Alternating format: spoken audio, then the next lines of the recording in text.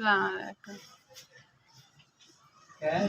मैं गरीब हाँ, मदद चाहनी हाँ।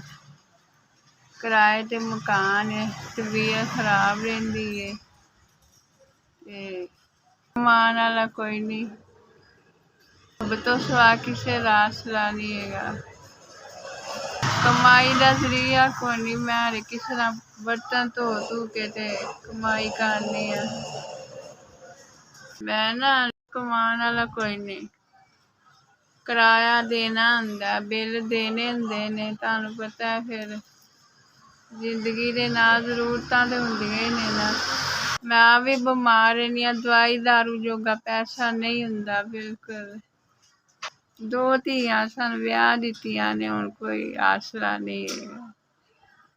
मेरी मदद कीती जाए।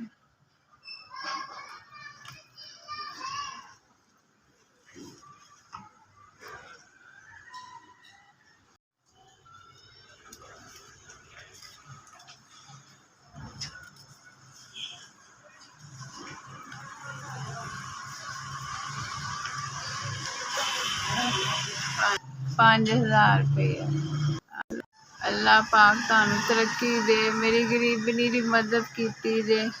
अल्लाह पाक तुहानू कामयाब रखे, अल्लाह पाक तुहानू तरक्कियां ते कामयाबियां देन। अल्लाह पाक तुहाडा भला होवे, तुसीं गरीबां दा ख्याल, तुहाडा भला होवे, गरीबां दा ख्याल करदे जे। 5000 दित्ता जे, भला होवे।